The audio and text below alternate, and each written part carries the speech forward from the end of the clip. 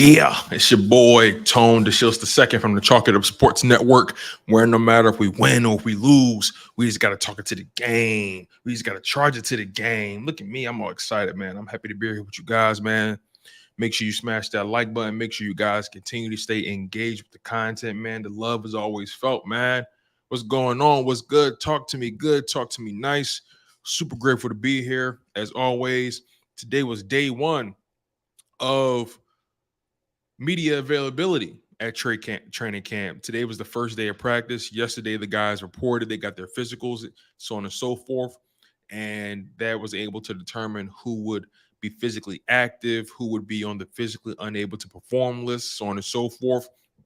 But a lot of things transpired today, man. The first day of practice, man. I'm so excited about this football season because obviously we get football, right? But this is another chapter in the journey of all these players, especially the young guys, man. I'm so looking forward to seeing the next step in Jalen Hurts' development. I'm looking forward to the next step in Jordan Davis's development. I'm looking to see what we have in Jalen Carter, Nolan Smith, Sidney Brown and those boys, Kelee Ringo, Tyler Steen. I'm looking forward to see what's the next step in Cam Jurgens' development.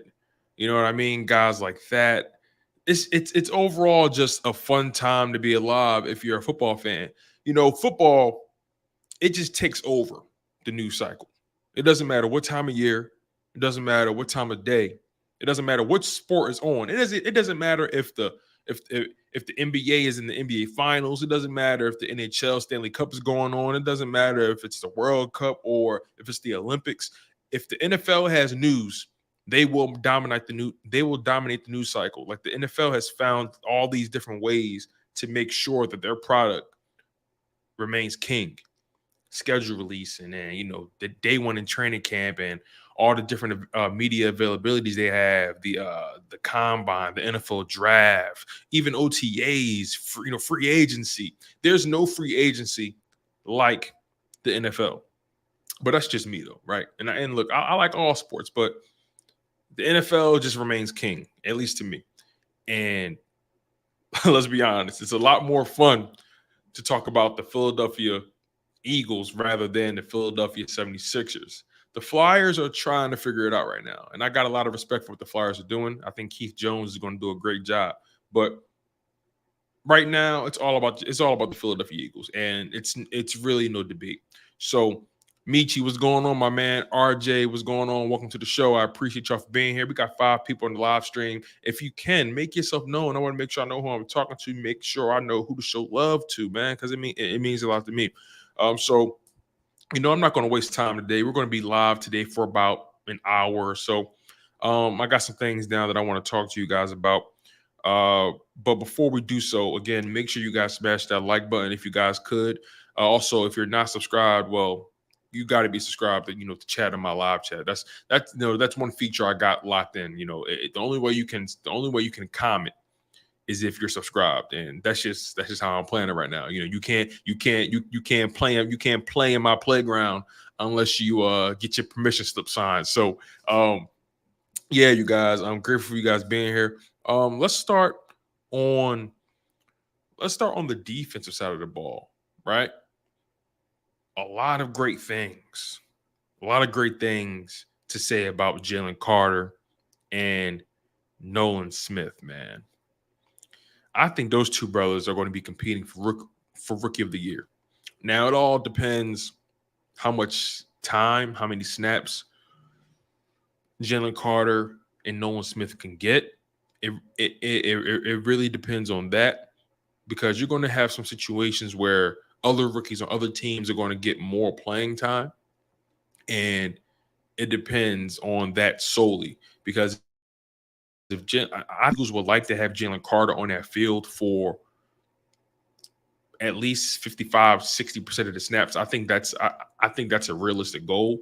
I was talking to John McMullen, and he was saying that's pretty much what their goal is.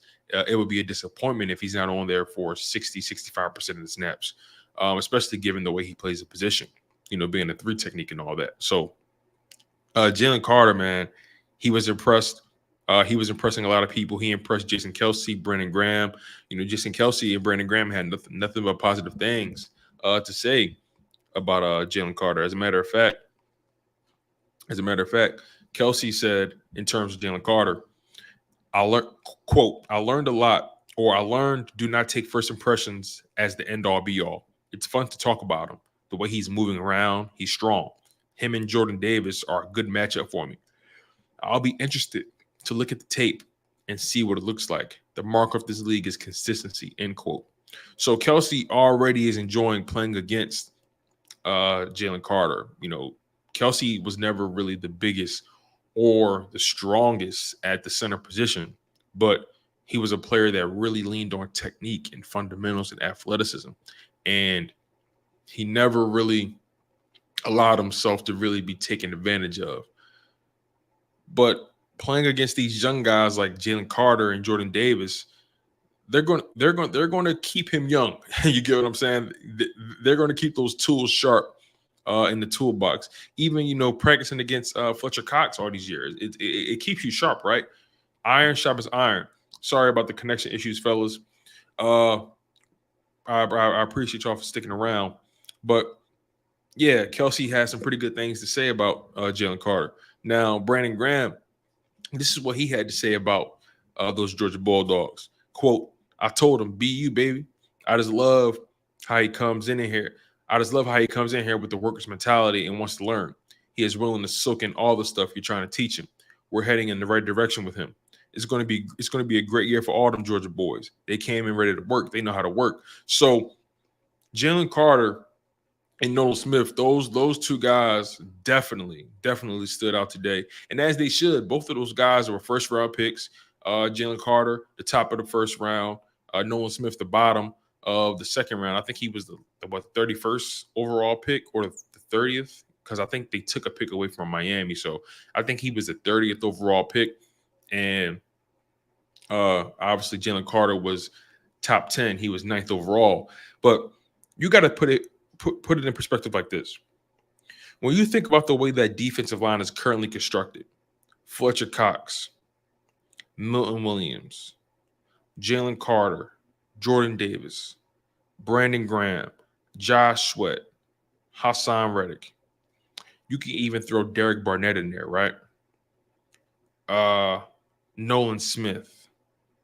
They have a lot of depth on that defensive line, a lot of talent, a lot of athleticism, a good blend of veteran leadership and youth from top to bottom. This defensive line has an opportunity to be just as dominant as they were last year. Now, me personally, I don't think they're going to hit 70 sacks like they did before. That was just a hell of a season that we haven't seen in a long time in the NFL. I don't think they're going to have 70 sacks like they did last year. I'm not trying to put a cap on their success, but I'm just trying to be realistic about how this thing goes, right? No one ever has the same stat line as they did the year before. It's not really common, especially a season like what the Philadelphia Eagles did. They were scratching 85 Bears territory. You get what I'm saying? So I think this defensive line is still going to be ferocious. And I'll admit, I have high expectations for Jalen Carter. I have high expectations for Nolan Smith because of the program those guys came from, because of the way they approach the game, because of the amount of talent that they have and how highly recruited they were, especially Nolan Smith coming out of high school. He was the number one high school recruit. You know what I'm saying? So some people actually were shocked that he dropped as far as he did in the draft. But when you really consider it, he had some health issues in college. That wasn't the story of his college career, but he had a couple injuries in college. And on top of that, he's not the biggest dude. But from what I can see, that dude is a man. That's a man right there. So overall, man, defensive line is going to be in great hands. As long as Jordan Davis lives up to expectations. They started out training camp in the NASCAR package, right? They started out training camp in a 5-man front. I believe they had Jordan Davis on the nose, they had Fletcher Cox, and they had Milton Williams next to him, and then they had Josh Sweat and Brandon Graham out there. So you're going to see a lot of that. You're going to see situations where they want to get as many pass rushers on the field as possible. And I just, I know a lot of people. I've heard some people say this may be a year where Nolan Smith doesn't have to play that much, and he might not have to play that much, but I think Nolan Smith has a chance to at least play, 30, 35% of the snaps. I think that's very possible. And also on top of that, you never know what may happen with injuries. Last year was an anomaly. We didn't have the Eagles didn't have that many injuries last year. Remember, so there's a chance we may experience some injuries in places that we really don't want to experience it. But if we happen to experience any injuries on the defensive line, I wouldn't be too concerned about who we have back there, to fill in the pieces or pick up the pieces and fill in the gaps rather. But yeah, stand on the defensive side of the ball. Another guy that had a good day was Christian Ellis. Now, Christian Ellis, he's a linebacker, a big body linebacker, kind of like your prototypical linebacker, a guy that really, really can get the job done in run defense. But he had an amazing day. Christian Ellis, he had an interception, and he's competing directly with Nicholas Morrow. And Nicholas Morrow, he isn't really a big dude. So there's, Christian Ellis has a chance. But also, if you heard what Howie Roseman had to say, he mentioned that they're keeping their options open at linebacker. They're not completely sold on the Kobe Dean, like a lot of you guys are. They're not completely sold on Christian Ellis. They're not completely sold on Anthony or Nicholas Morrow. I always confuse Anthony Morrow and Nicholas Morrow. Anthony Morrow played in the NBA. He was a sharpshooter. But Nicholas Morrow, the Eagles are not sold on this linebacker core at all. So I wouldn't be surprised if they made a move there. I just wouldn't be surprised. But I think Christian Ellis needs a shot. I think Christian Ellis needs a shot with the number ones because he just continues to make plays every chance he gets. Every time he touches the grass in practice, whenever he gets an opportunity to show what he can do, he always makes a play. If it's a pass breakup or interception, he just always is in the right place at the right time. And that's something that I really can get behind. And also, I believe Nolan Smith was the pass rusher, right? I believe Nolan Smith was the guy who forced Marcus Mariota to throw that interception, and Christian Ellis just did his job. So, yeah, Christian Ellis has 3 interceptions in his last 3 practices, right? That's something to put some stock in. He's a ball hawk. He's a former safety. So, look, I'm so willing to give Christian Ellis a shot, but at the same time, I think it'd be smart to keep the options open. Like Howie Roseman said, keep the options open at linebacker. Drew Johnson, he says, love BG's attitude. He's one of my favorite Eagles of all time. Understandably so. Like Brandon Graham is a guy that you want to support. You want that guy on your team. He plays the game with a certain ferociousness. He plays with a swagger. He's always talking trash on the field. He doesn't let up. You know what I'm saying? Like when he got hurt in 2021, that was a huge loss for the Philadelphia Eagles. Getting hurt in 2021 was a huge loss. And it showed because we lacked depth at certain points. And him coming back in 2022 was tremendous because he had a career year. He arguably had his best year in the NFL.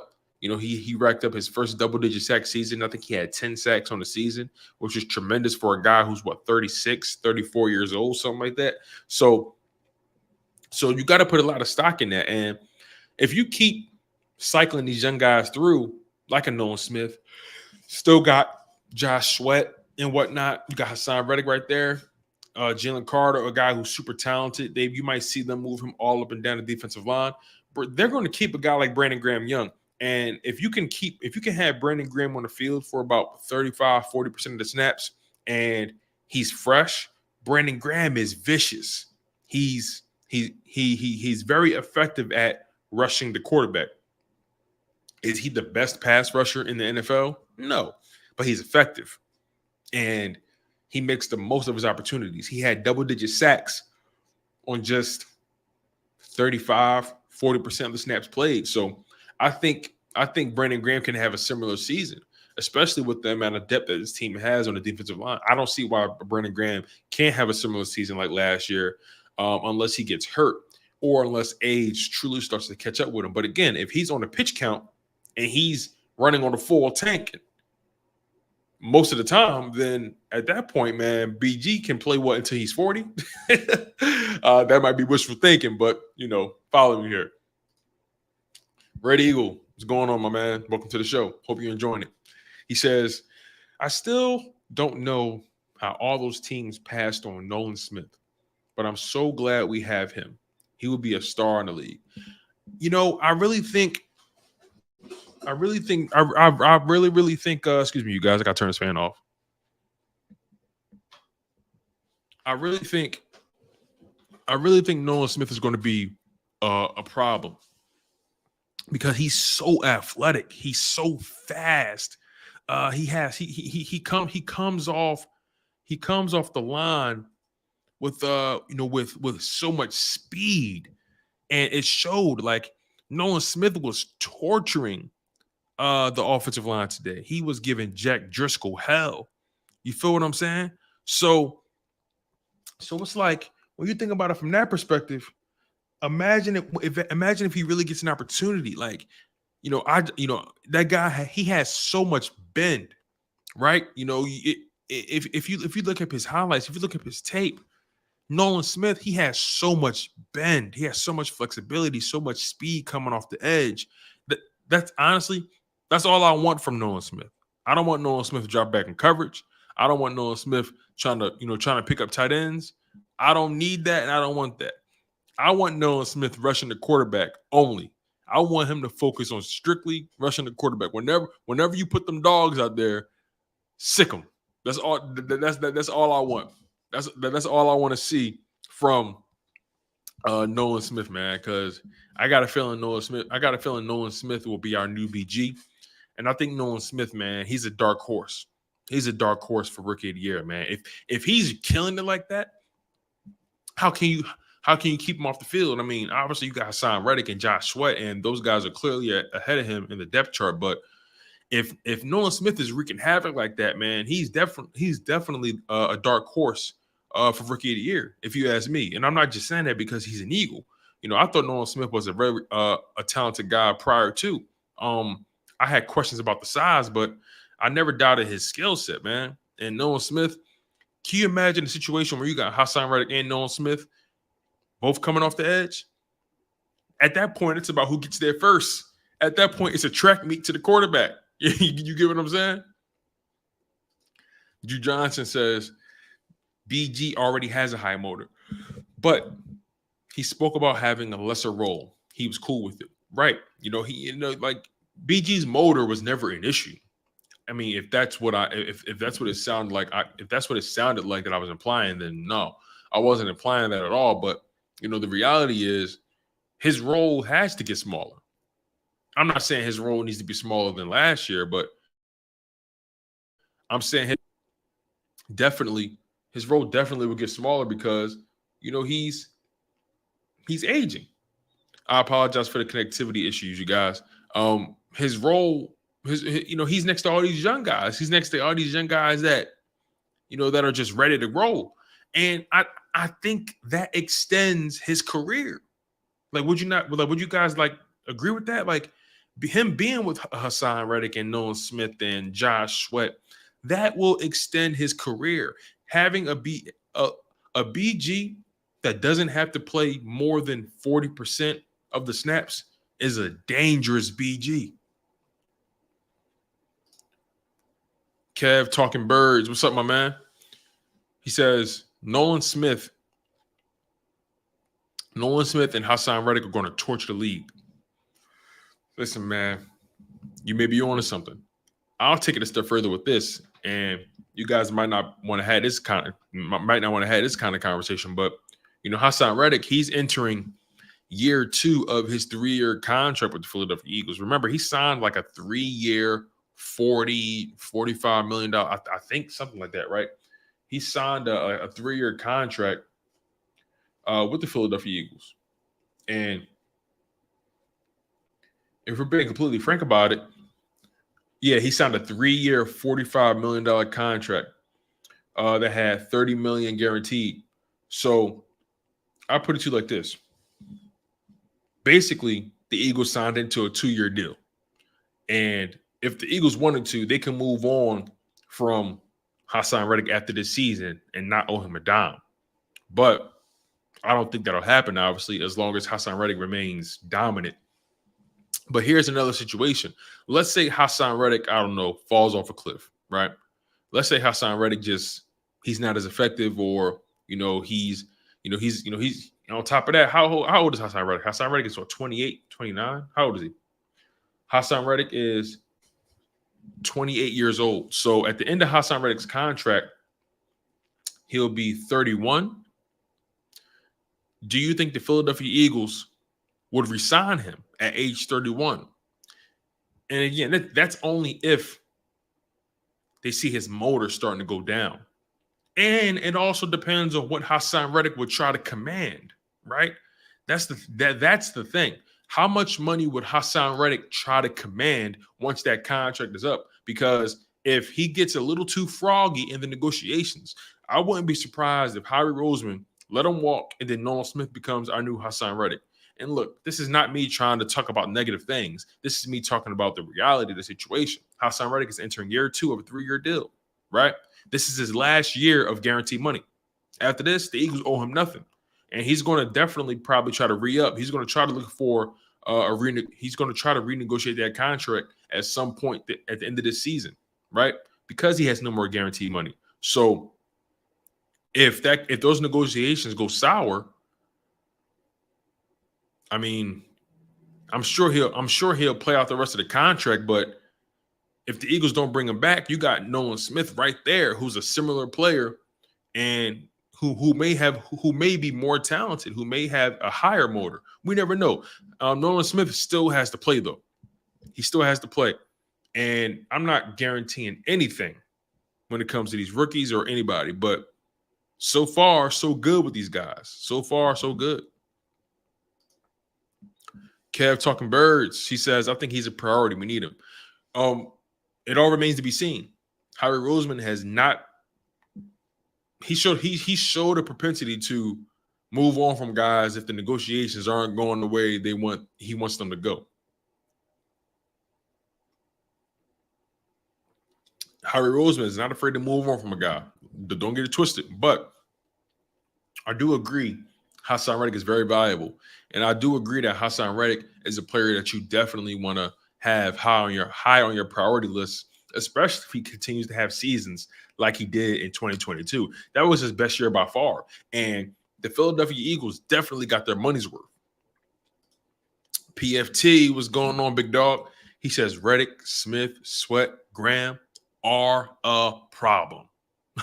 That's a math problem you can't solve. You dig what I'm saying?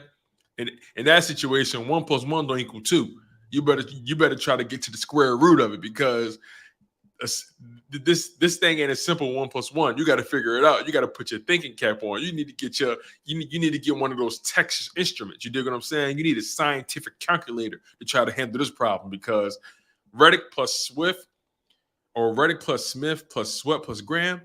Listen, man, do the math on that. Do the math on that. How many sacks is that? Matter of fact, let me ask you that right now. Okay, Reddick, Haason Reddick, Nolan Smith, Josh Sweat, Brandon Graham. Just those 4 players. How many sacks is that? We got 14 people on the live stream. If you guys just hopping in, I have a question for you guys. Make sure you smash that like button too. But when it comes to Haason Reddick, Nolan Smith, Josh Sweat, Brandon Graham, how many sacks is that? Now you can break it down and say, hey, he gonna have this much, this person gonna have that much, so on and so forth. But in total, how many sacks is that? I need some predictions right now. I need to know, because Nolan Smith had a good day one of training camp. Jalen Carter did as well. But as far as the edge rushers, Reddick, Smith, Sweat, Graham, how many sacks are those guys getting this year? I need to know. I want to know. I want to know their individual totals, and I also want to know the grand total. So basically, I'm asking y'all to do some math right now. Some of you guys may be driving. If you're driving right now, please, please don't pick up the phone. Do not pick up the phone. I want you to focus on the road in front of you. But if you aren't driving, I want to know how many sacks you think these guys are getting, man, out of the edge rushers. Reddick, Smith, Sweat, Graham. All right, so let's see what we got here. Let's see what we got. PFT says 35 total. Okay, so 35 total. 35 divided by 4 is what? Somebody help me out. Because 9 times 4 is 36. Right? Yeah, no. Time's up. Not 9 times 4 is 36. So that's about 9. That's an average of 9 sacks per player. That's not bad. That's not bad. I mean, I personally expect a little more from Hassan Reddick, but you can bust it down however you choose. So, okay, so PFT and RJ Live says 35 sacks between those 4 guys. PFT and RJ say 35 sacks. Kev says 40 between the 4. Okay. All right. Let's see. Red Eagle says Reddick is going for 15 plus again. Everybody else 7 plus. Okay, so 15 plus 15. Okay, if Reddick goes for let's say Hassan Reddick goes for 15 sacks, and everybody else goes for 7. 7 times 3 is 21 plus 15. 21 plus that's 30. That's 36 sacks, right? Yeah. Sorry, you guys. I didn't major in math. So 15, 7, 7, 7. Yeah, that's 36 sacks. Okay. All right. Okay. I like that. So 36 sacks. Okay, maybe 35 sacks is realistic when you bust it down properly. You get what I'm saying? RJ Live says Smith is going for 8. Okay. PFT, Reddick 15, Smith 6, Sweat 8, BG 6. I actually think Sweat is going to go for double digits again. I think Sweat figured it out. Because remember, if you guys have been keeping up on my channel, in years past, I've always said I'm waiting for that double digit sack season from Josh Sweat. I've been talking. I've made videos about it, and I've always felt Josh Sweat had the skill set, had the talent, had the build, had the athleticism to be a perennial double-digit sack guy. I've always felt that way. Now he did it. He got that demon off his back. So I think this is the time where I think Josh Sweat is going to get double-digit sacks again. And even if Josh Sweat is giving you 10, 11, 12 sacks a season, I'm cool with that. He's still a pass rusher you have to account for, right? The elite pass rushers, you start seeing 16, 17, 18 sacks. Some guys get 20 if you're like a Nick Bosa or something. But if, for a guy like Josh Sweat, if Josh Sweat can get you between 10 and 12 sacks a season from this point forward, I'm cool with that. I'm totally fine with that. But I like the way you guys are thinking. So what I'm getting from you guys, a lot of you guys believe is going to be between 35 and 40 sacks, right? RJ says Sweat gets 9 and BG gets 6. So, okay. Remember, RJ, originally you said 35, right? Originally you said 35. So if you got Smith getting 8, and then you got Sweat getting 9. So 9 plus 8 is 17. That's 17 sacks right there. Plus BG 6. That's 23. That's 23. That leaves 12 sacks for Hassan Reddick. Okay. Got you. Okay. All right. I like that. I think Reddick is going to get at minimum 12. Minimum 12. You know what I'm saying? Like, I wouldn't be surprised if he got 16 again. That dude is vicious as long as he stays healthy. Right now, Hassan Reddick is dealing with a sore groin. Nothing too serious. He'll be okay. Nothing that's going to keep him off the field long. But as long as Hassan Reddick can stay healthy, man, this pass rush is going to be extremely dynamic. That's like health is going to be the thing. Drew Johnson says Sweat 12, Reddick 20. Damn. He said Reddick getting 20 of them, 20 bones. Sweat 12, Reddick 20, BG 7, Carter 5, Nolan Smith 4, Milton Williams 7, Fletch 4. Okay, you know what? Drew Johnson, I'm glad you did that. So we were just focusing on the edge rushers at first, right? But I'm glad you brought up Carter, Williams, and Fletch. Now, I want to know from you guys, right? How many sacks will the defensive tackles have, right? Now, remember, don't forget your original number for your edge rushers now. How many sacks will the defensive tackles have? Because a lot of you guys say the edge rushers are going to have between 35 and 40 collectively. So how many sacks will the defensive tackles have? Remember, the Eagles had like 70 sacks, 70 plus sacks last year. So I don't think they're going to do that. I think the Eagles are going to have between 50 and 60 sacks. I think that's realistic, between 50 and 60 sacks. So if y'all already got 35 with the edge rushers, what that means the DTs are going to get what, 20 to 25 sacks, right? So let's see. Drew says Carter's getting 5 and Milton Williams getting 7 and Fletch getting 4. Damn. See, I don't know if Milton Williams is going to have enough opportunities to get 7 sacks. You get what I'm saying? Because on obvious pass rush situations, you're going to see Jalen Carter and Fletch on that field most of the time. Drew Johnson says Davis gets 2 sacks. Remember, Davis is a nose tackle, so he's not going to be known for getting the sacks. But if he does get the sacks, that's a plus. All right, let's see. Red Eagle says, I agree. Sweaty going over 10. Sweaty from my city. He been a beast since high school. Word? Wait, you from Florida, Red Eagle? Because ain't Sweat from Florida? Where he from? That's a good question. Where is Josh Sweat from? Is Sweat from Florida? Because he went to Florida State. So, yeah, Red Eagle. Where is Josh Sweat from? Where are you guys from? Kev talking birds says Reddick had 16 sacks while having to drop back into coverage at times. So I agree with Drew. Okay. And also remember this too. Chesapeake, Virginia. That's what it was. Okay. Chesapeake, Virginia. Word. Shout out to Virginia. Shout out to Chesapeake. But that's true. He did have 16 sacks while being dropped back. Also, remember, he had 3 sacks and he had 3 sacks in the playoffs. So he had almost 20 sacks on the season grand total. So imagine if he had more opportunities to rush the quarterback. I definitely think Hassan Reddick can y'all might turn me into a believer now. Y'all might have me on that train. Hassan Reddick getting 20 sacks. I might take the bait on that. RJ says Carter's getting 8 if healthy. I like that.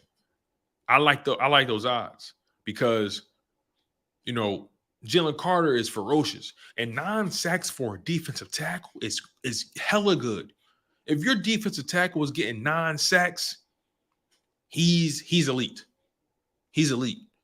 I mean, not every defensive tackle can be Aaron Donald. Aaron Donald is very unique. He has seasons where he got like 20 sacks, right?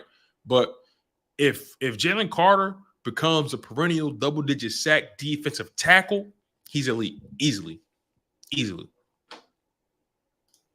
Drew Johnson says Milton can be moved around.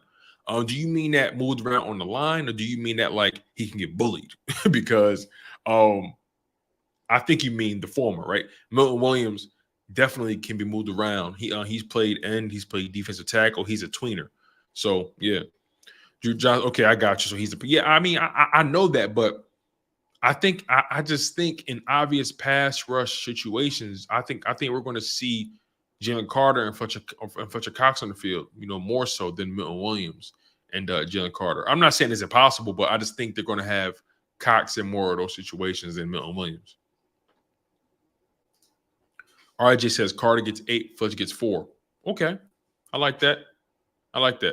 So, yeah, you guys, we got 20 people on the live stream. Make sure you guys smash that like button. If you guys are just hopping in, I'm pretty much asking you guys, how many sacks do we anticipate from the edge rushers as a group, and how many sacks do we anticipate from the defensive tackles as a group?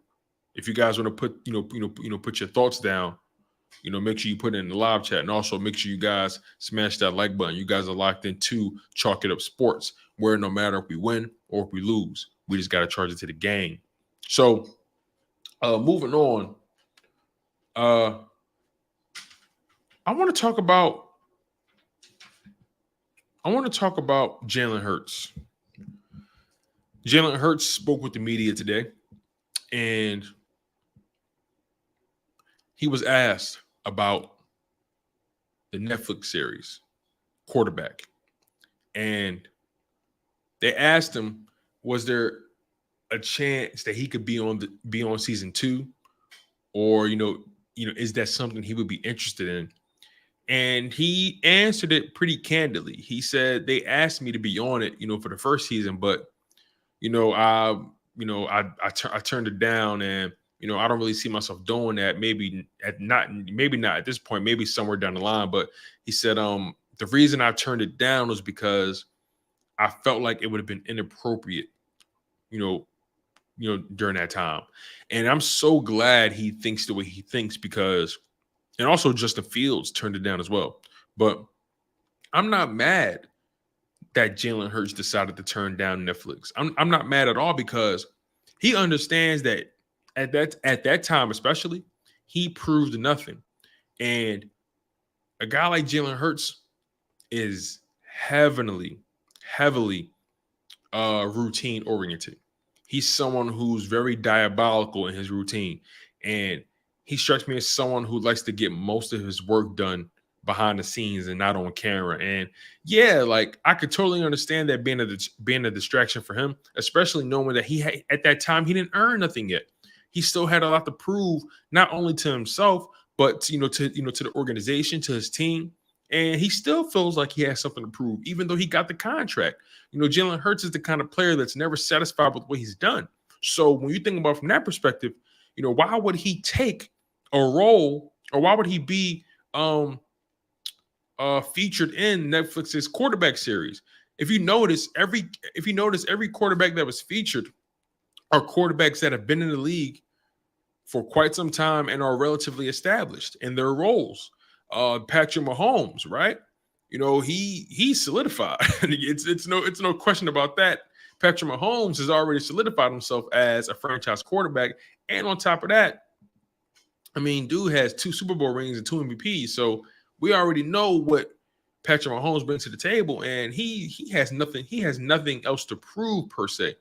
And then Kirk Cousins, another guy who's been solidified. He's already on his 3rd or 4th contract in the NFL. So, his position is solidified. So it's easy for Kirk Cousins to do a show like that, because he's already established his routine. He's already established in his league as being a good quarterback, not great, but good. Then Marcus Mariota, his situation is clear. He's a perennial backup at this point in his career. He's no longer a starting quarterback, and he's a guy that's still trying to figure out if this is a game that he loves. I haven't had the opportunity to really dive deep into the quarterback series, but I heard it's really, really well done, and I'm looking forward to locking in on it. I personally have to get past the fact that they are going to cover the Eagles losing that Super Bowl to the Chiefs. So that's something I have to wrap my mind around personally. I'm still not comfortable watching that, but I'm so happy that Jalen Hurts is who he is. I'm so relieved that we have an adult in the quarterback room. And it's been some time since we had somebody that everybody wanted to rally around. You feel what I'm saying? Like, Carson Wentz wasn't somebody the whole locker room wanted to rally around. Michael Vick was somebody that, the team wanted to rally around. And even Donovan McNabb to a certain extent, despite his ups and his downs in Philadelphia, and despite the rumors about him, I still felt like Donovan McNabb had the respect of his locker room for the most part. I still felt like that, regardless of how I feel about him. I feel like Donovan McNabb had the respect of his locker room, right? And then you take it a step further back. Randall Cunningham, he was a guy that wasn't really known as being the best leader in Philadelphia. So Jalen Hurts is a breath of fresh air when you think about, where we came from, especially with the Carson Wentz saga ending the way it did. And not only is he a good dude, but he's committed to greatness, committed to success, committed to his teammates. He's committed to his own self-improvement, and he doesn't pull any punches with himself and his team. He understands that the bar has been set, and he has no intention of lowering his standards. For him, at this point, it's all about health and just staying consistent. Drew says they asked him twice last year, and why they asked him? Okay. See, I think I missed that part. So they asked him twice last year and this year, and he still turned them down. I'm not mad at that. I respect the game. I like that, man. Look, Jalen Hurts is not flashy. He like to get fly. You know what I'm saying? Like he like to throw it on. You know what I mean? He like to throw it on, but he's not a flashy dude by habits. You know what I'm saying? He's not a flashy guy by demeanor. You know what I mean? When you look good, you feel good, and when you feel good, you play good. But he's not a cocky dude or arrogant dude at all. So him being on that show would kind of go against his better nature. And he didn't rule it out. He said maybe somewhere down the line, I'd be willing to do it, but he still feels like he has something to prove. I personally feel like Jalen Hurts is not going to settle for anything less than the Super Bowl. He's not. Once he gets a Super Bowl under his belt, maybe he'll give Netflix a time of day.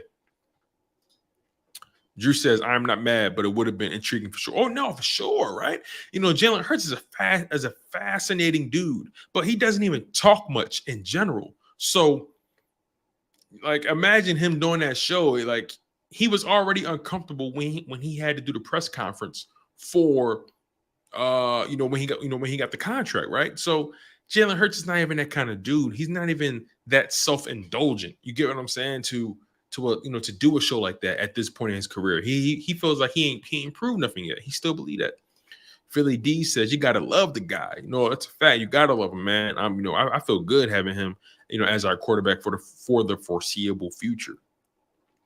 All right, Drew Johnson says it was good, but the end was tough to watch. Yeah, like I said, man, I'm struggling. I'm struggling to make my way to it.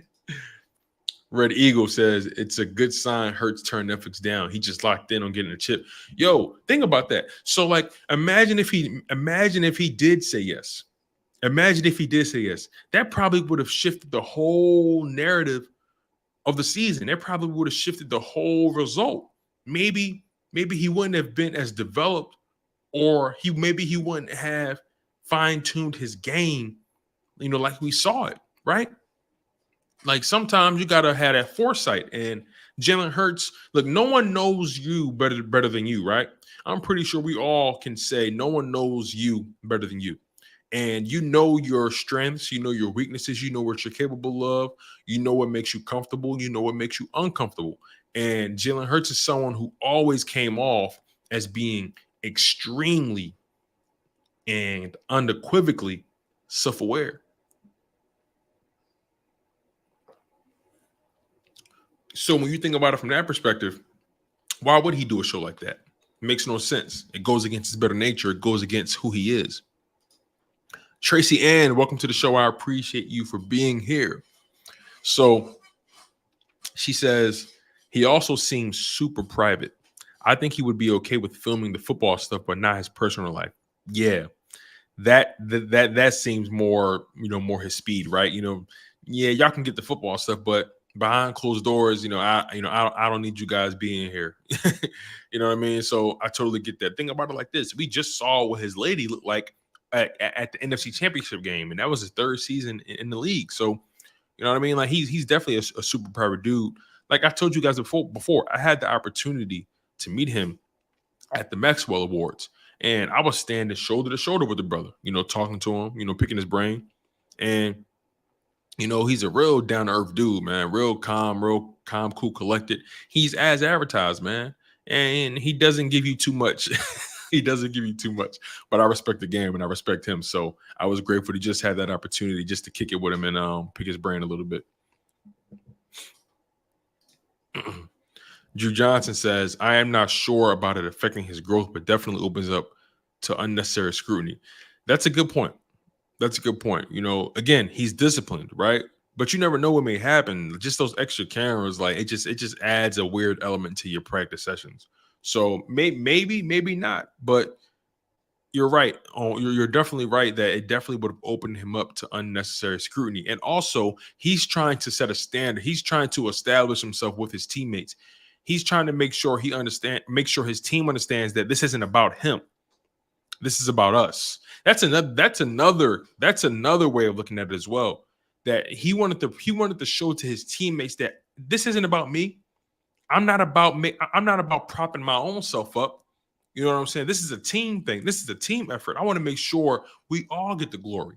I don't want to be featured on this new Netflix series and I haven't even earned the full trust of my teammates.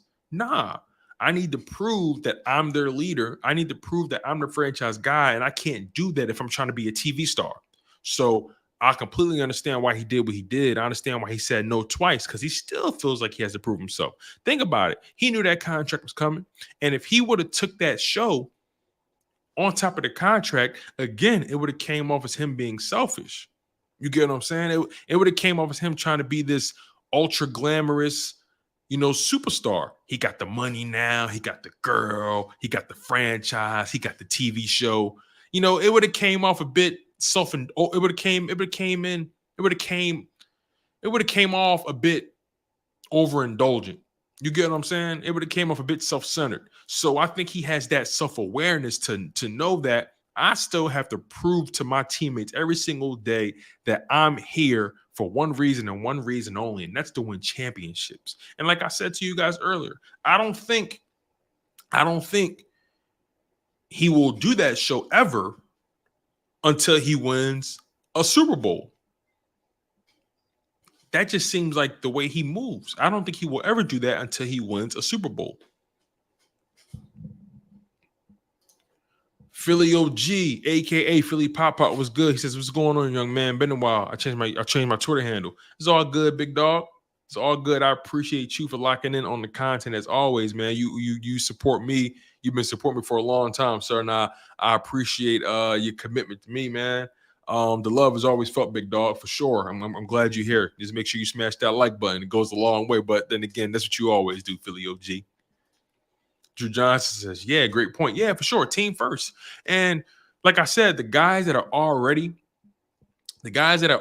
on that show, Mahomes, Kirk Cousins, Marcus Mariota, they have nothing left to prove, right? Maybe Kirk Cousins, but I think Kirk Cousins is who he is. But overall, Patrick Mahomes, he solidified. He has nothing to prove to his teammates. Kirk Cousins, he solidified multiple years in a row of having over 4,000 passing yards, right? Drew Johnson, totally, like we're on point with this, right? Like Marcus Mariota, a guy who's going to be a backup for the rest of his career. You know what I'm saying? Like those guys have nothing to lose or even gain, right? But Jalen Hurts, he's a guy that has a lot to lose, and he doesn't really gain too much being on this show. Doesn't really gain too much. But yeah, moving on, you guys. I want to talk about some positions that we may need to be concerned about, or that we maybe need to talk about. I want to ask you guys a question. Which position group are you most concerned about when it comes to depth?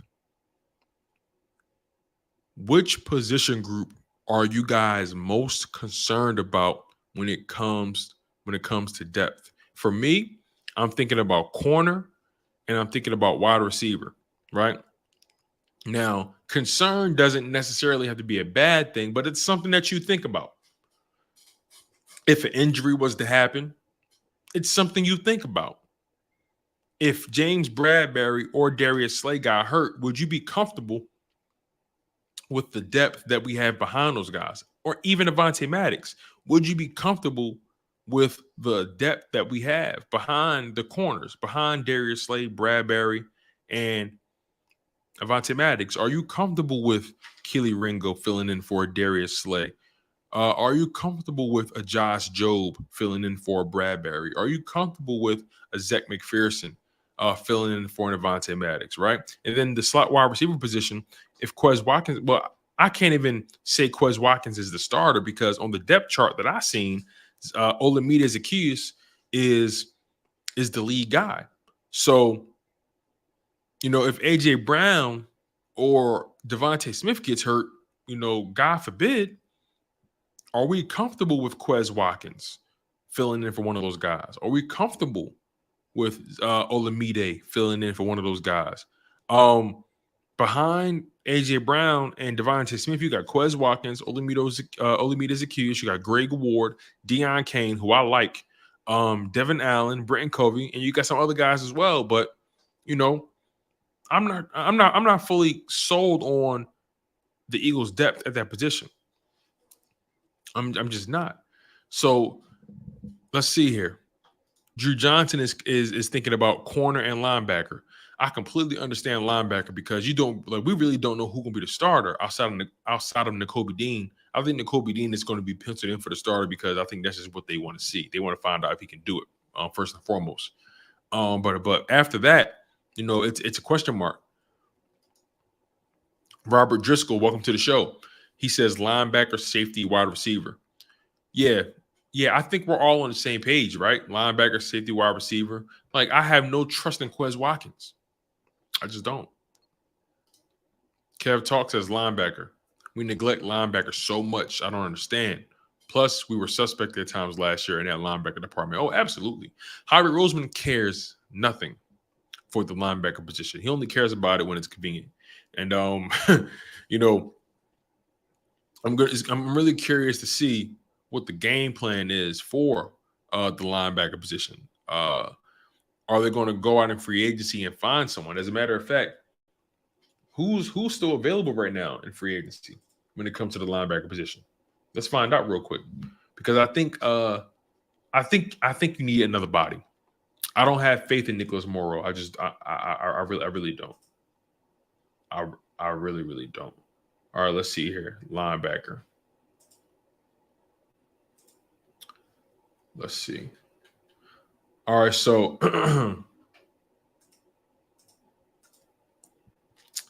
available, you have Zach Cunningham, formerly played for Tennessee.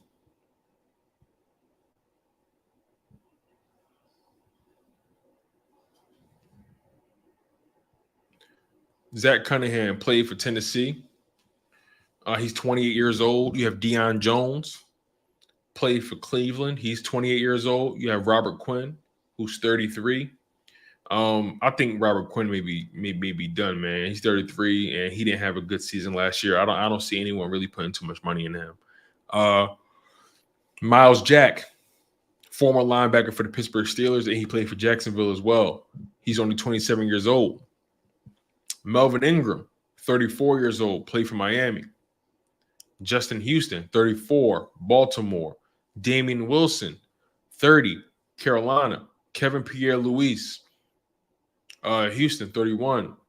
Kyle Van Noy, 32, played for the Chargers.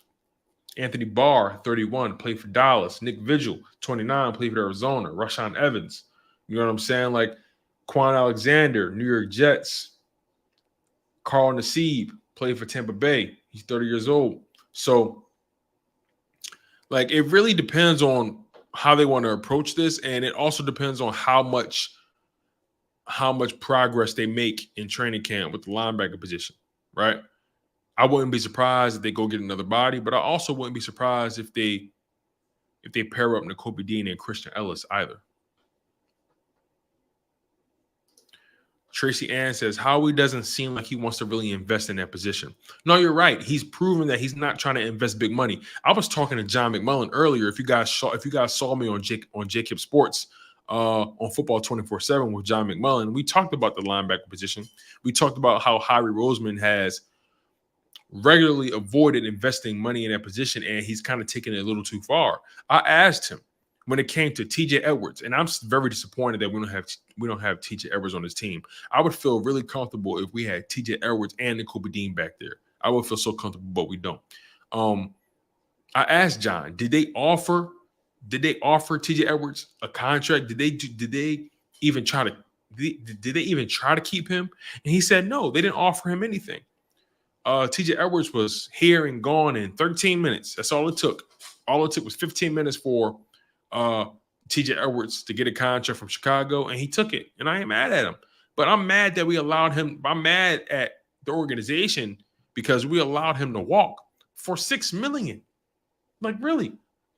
Let's really talk about this, man. Like, we allowed TJ Edwards to walk for $6 million. $6.5 million annual average salary. We allowed him to walk for $7.9 million in guaranteed money. You couldn't have it still blows me. It still blows me. You know what I'm saying? Even Alex Singleton got a 3-year contract from Denver, and we didn't have. I mean, he wasn't here for 2 seasons, but you know what I'm saying? Like, it's just crazy how. Well, first of all, congratulations to Alex Singleton and TJ Edwards for securing some good money for themselves. But it blows my mind that we allowed him to walk for nothing, basically. PFT says, how we choose Eagles linebackers like the NFL is cheering running backs. Yeah, man. You're right about that. Kev talking birds. Every single position on the football field is important. We need to add more talent at linebacker. Yeah, I agree. And look, Nakobe Dean is talented. He's smart. He's instinctual. But can he put it all together? That's going to be the biggest question, right? I think Christian Ellis is a guy that really needs an opportunity. Remember, I spoke him up earlier. Every time he touches the grass, the last 3 practices, he's been making plays, man. I got to see Christian Ellis in the preseason. I can't wait to see what he looks like in preseason. I really can't. Emery Bentley, what's good? Go Eagles. You already know how we getting busy. You already know. Kev Talking says, also special teams are suspect. That's another area we need to watch at camp. Oh, yeah. I'm going to be watching special teams heavily, especially when the preseason games start.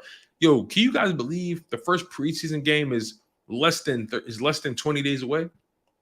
The first preseason game is less than 20 days away. I think they play the Ravens on the 12th. I think that's the plan, right? I think they play the Ravens first. Let me double check this.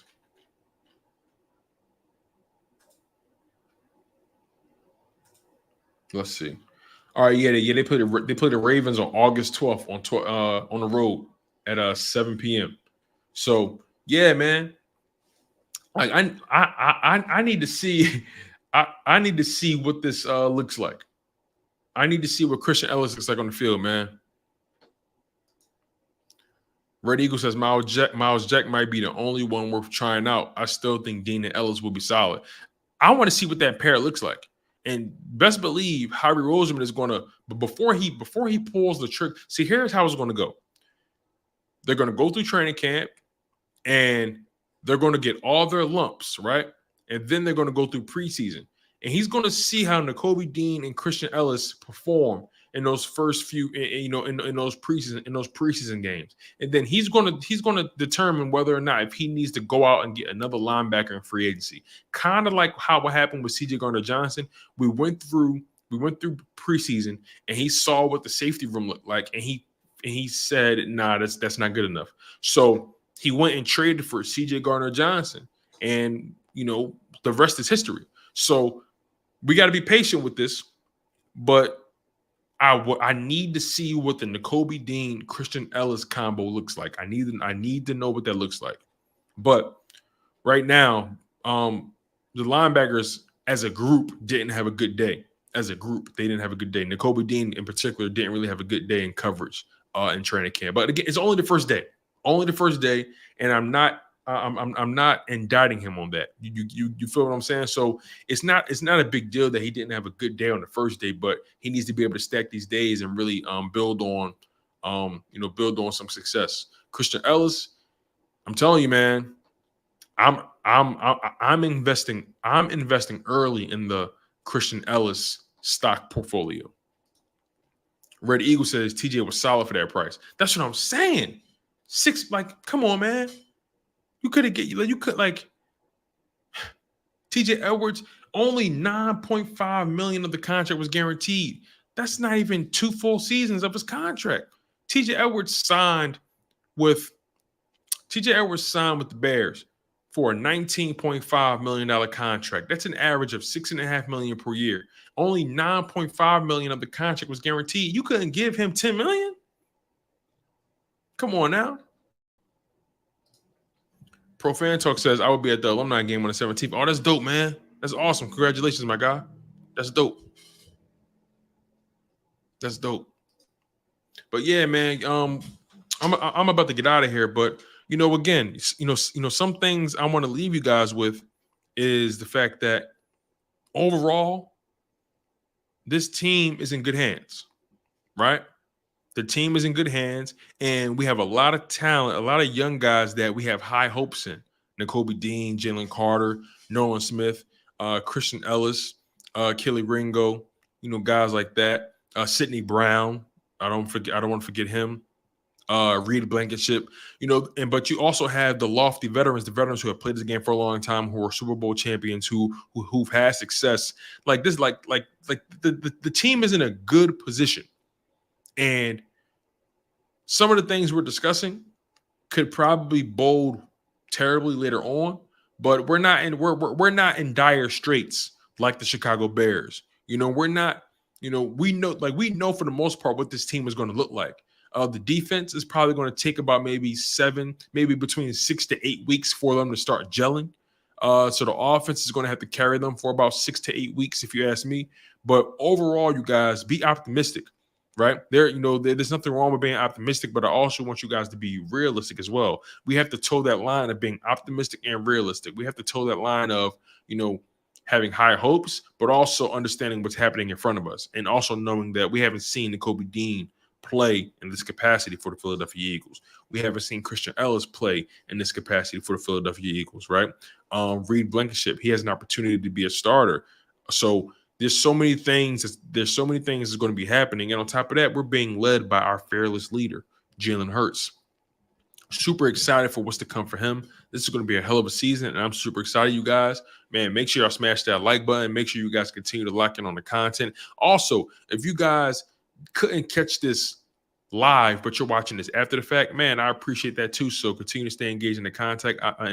I'm your guy, Tone DeShields II from the Chalk It Up Sports Network, where no matter if we win or if we lose, we just got to charge it to the game. One love, stay humble, stay healthy, and most importantly, stay hungry. And fly Eagles fly.